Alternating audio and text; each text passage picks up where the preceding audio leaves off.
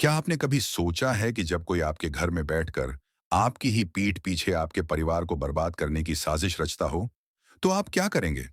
कुछ ऐसा ही हो रहा है इस कहानी में, जहां वसुधा ने अपनी हिम्मत दिखाकर मेघा का असली चेहरा सामने ला दिया है। कहानी की शुरुआत होती है एक बड़े झगड़े से। वसुधा ने अपनी बेटी पर हाथ उठाने वालों से साफ साफ कह दिया, मेरी हिम्मत कैसे हुई मेरी बेटी पे हाथ उठाने की? अब बहुत हो गया, बस कीजिए बहू जी।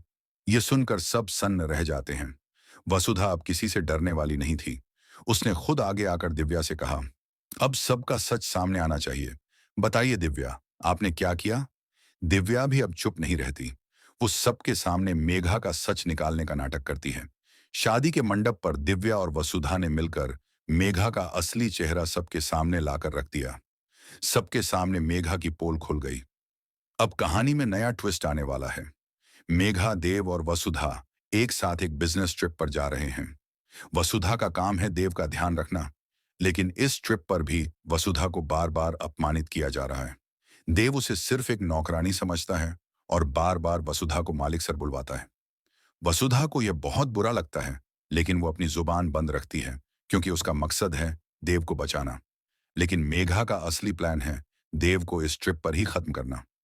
उसने पहले से प्लान बना लिया है। गाड़ी का टायर पंचर होगा और जैसे ही देव टायर बदलेगा, मेघा के गुंडे उस पर हमला कर देंगे। लेकिन मेघा की यह चाल सफल नहीं होती, क्योंकि वसुधा देव की जान बचा लेती है। इस बिजनेस ट्रिप पर वसुधा को मेघा की सारी सच्चाई पता चल जाती है।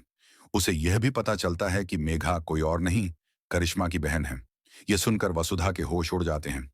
अब वसुधा ने ठान लिया है कि वो दिव्या को सब बताएगी। जब ये लोग घर लौटते हैं, तब दिव्या ने भी एक प्लान बनाया है। वो भूत बनने का नाटक करती है ताकि मेघा डर जाए और खुद अपने मुंह से सच उगल दे। दिव्या का भूत का नाटक काम कर जाता है।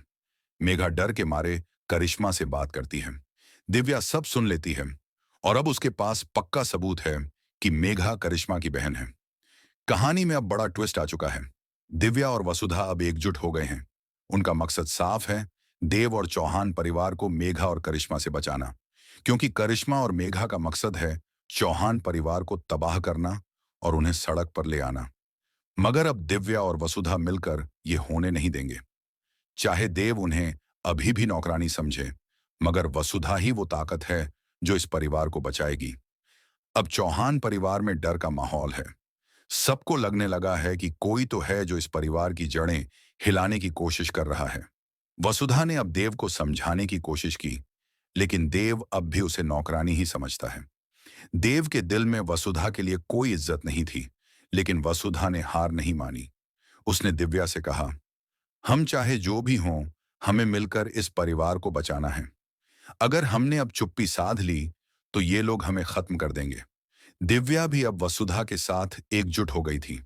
दिव्या ने कहा, भले ही देव हमें समझे या ना समझे, मगर अब हमारी लड़ाई चौहान परिवार के लिए है और हम जीतेंगे।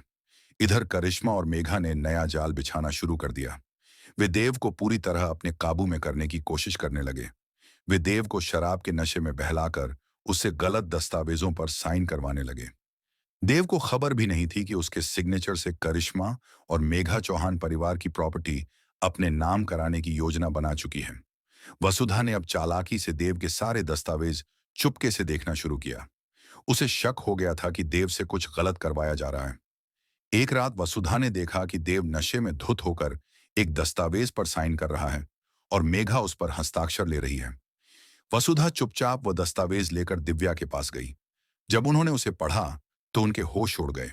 वो चौहान परिवार की फैक्ट्री और बंगले के ट्रांसफर पेपर्स थे।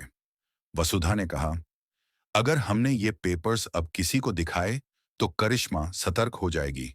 हमें अब मेघा और करिश्मा को अपने ही जाल में फंसाना होगा। इधर करिश्मा को भी लगने लगा था कि वसुधा और दिव्या कोई चाल चल रही हैं। उसने मेघा से कहा, अब समय आ गया है, देव को हमेशा के लिए खत्म कर दो। उसके बाद चौहान परिवार खुद ब खुद खत्म हो जाएगा। करिश्मा और मेघा ने देव पर हमला करने का प्लान बना लिया। देव जब ऑफिस जा रहा था, तभी बीच रास्ते में उसके ब्रेक फेल करवा दिए। देव की गाड़ी पूरी रफ्तार से जा रही थी। उसे नहीं पता था कि उसकी जान खतरे में है। तभी वसुधा ने देव को फोन किया, मगर देव ने उसकी बात सुनी ही नहीं। वसुधा समझ गई थी कि अगर उसने देव को समय रहते नहीं रोका, तो बड़ा हादसा हो सकता है। वसुधा ने अपनी जान की परवाह के बिना देव की गाड़ी का पीछा किया। आखिरकार वो देव को बचा लेती है। देव पहली बार वसुधा की आंखों में सच्चाई और फिक्र देखता है। उसका दिल पिघलने लगता है। वो सोचने लगता है, शायद मैं ही गलत था। जो लड़की मेरी जान बचाने के लिए अपनी जान दांव पर लगा दे, क्या वो गलत हो सकती है? देव अब वसुधा के करीब आने लगा। उसने वसुधा से माफी मांगी। उसने कहा, मैंने तुम्हें कभी वो इज्जत नहीं दी जिसकी तुम हकदार हो। माफ कर दो वसुधा, अब मैं तुम्हारे साथ हूं। वसुधा ने देव से कहा, अब हमें मिलकर इस घर को बचाना है। करिश्मा और मेघा बहुत खतरनाक हैं। हमें उन्हें उसी तरीके से हराना होगा। देव अब वसुधा और दिव्या के साथ हो गया था। इधर करिश्मा और मेघा को देव के बदलते व्यवहार से